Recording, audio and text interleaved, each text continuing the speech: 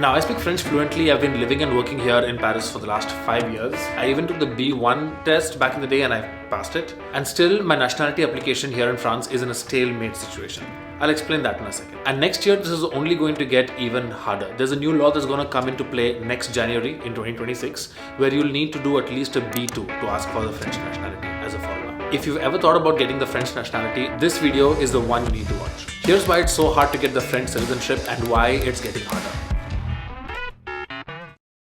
This is the third part in the series. I've already spoken about this before, so I made this application a long time ago. Now, I was too early to prepare for the French citizenship interview. All that preparation stuff comes into play after your application is accepted. They didn't technically get rejected. It was more in like the stalemate situation, and that's because they asked me for a complément dossier. That's when they want you to submit some more documents. And after I did that, they asked me for more complément dossier again. But I didn't really know how to improve my situation. Now, there's a lot of these dependencies and timing stuff that you need to get right. I did that. More details of that in episode 2. But 3 documents that was really my fault was the birth certificate of my parents. I don't have another version. This is the version I have. Because in many countries, India included, before the 60s, they didn't have this birth certificate kind of thing for everyone. Then the B1 exam, this was the second one, had to be at least 1 year old.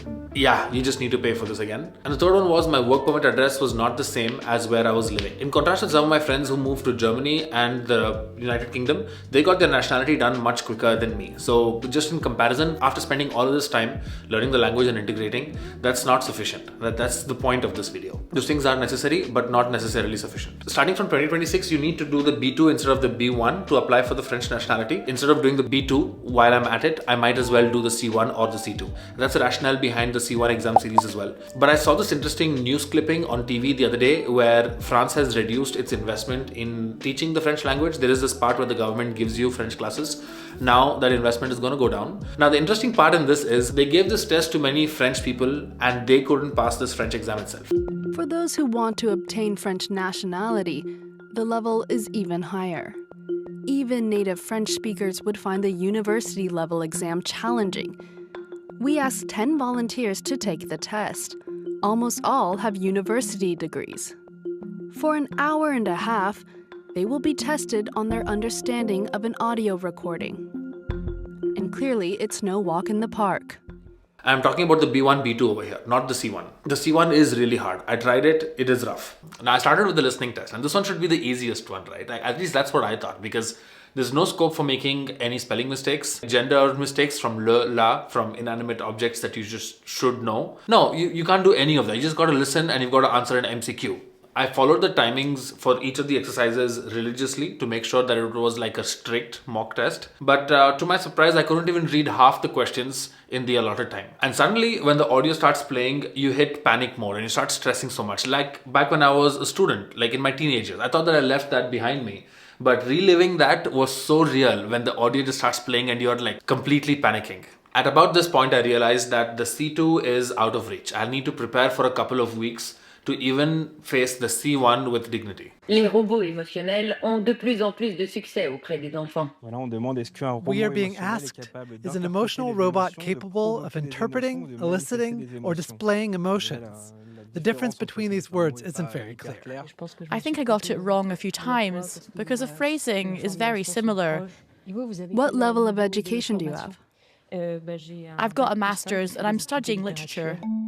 We corrected the tests. Out of the 10, 5 did not pass the writing portion, but did the oral. And 2 even failed the exam and wouldn't have obtained their nationality. The chances of passing are slim, especially when French is not one's native language. 3, 4, 5. Yes! Je pensais 4 mois. Et le deuxième truc? Donc là, sur le deuxième exercice, tu as 1, 2, 3, 4, plus tu avais 5 avant, donc ça te fait 9. Félicitations. Sur 25? Sur 25. Je l'ai raté du coup. Bah après, t'as pas fait l'oral. Tu veux pas trancher, mais je peux le faire. Hein. C'est pas une réussite. Merci. Yikes. So much for taking the C2 next week. Out of these 10 people, only a couple of them passed this exam, and one of them was a literature student, a French national literature student. She was born and raised here. She studied literature for 5 years and she couldn't pass this exam. So this is hard, especially for people who don't have the privilege of time. They work odd hours. They speak and use French on an everyday basis. It's probably not perfect, but they get by. They have a really demanding life. They don't get paid as much. And for them to take time off with their own money to study this French language to this academic level and then pass it, this seems like a high demand for those who've already been over here. And this news clipping pointed out there'll be around 60,000 people in France or in Paris, I don't remember, but 60,000 people who won't qualify while they are already working over here, and they'll have to imagine having to leave the country and go back. That's happening 2026 apparently. Now I may be sounding like someone who's complaining about this whole thing. Honestly, I love the French language. I think it's a shame that you would go to a country and not hear the native language if everybody just spoke English. That's really my opinion. I would hope more people in France spoke French. But having said that, just slapping a B2 exam level on people who don't have the time or the money and they've already been driving so much value to the country, this is rough. This is unfair to them. That's just my opinion. While the language is going to make it even more difficult, even before this thing is applied, so we have all of this year. So if you applied for the French nationality before January 2026, the B1 is enough. For me, not really, because it's more than 1 year old, so I have to give the B1 again. While I'm at it, I'm spending this 200 bucks.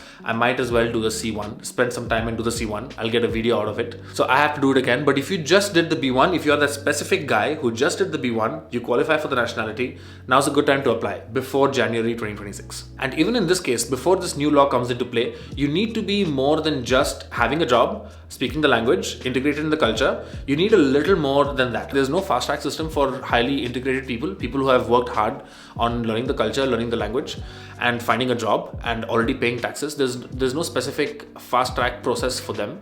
That's just how it is. Having spoken about the struggle part, which was my personal story, there's also this other side where many other people get their nationality after they've asked for it. Now, I've had this misfortune of having the worst case scenarios in so many things after I came to France, and I don't know what it is.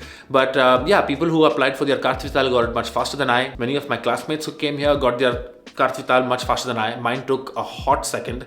I made a whole video ranting about that. My first day as a student in France, I broke my leg and I had to call the ambulance without a SIM card, without Wi-Fi, with almost no battery on my phone, without social security yet and all of this stuff. And I had to go to Les Urgences. My URSA scholarship as well came like a year after I made the payment. So yeah, I've been this worst case scenario guy for a bit, which places me really well to give you tips when it comes to integrating into your life here in France. The whole transition thing. I have all of this stuff in this handy dandy handbook called Fit In France, which I'm giving away for free, the version 2 of it at least, if you clicked on the link down in the description. In this version 2, there's all of that stuff that I just spoke about, and financial benefits, non-financial benefits, things that I've been learning by speaking to seniors, by speaking to other French people that I wish I would have known when I started off my professional journey over here.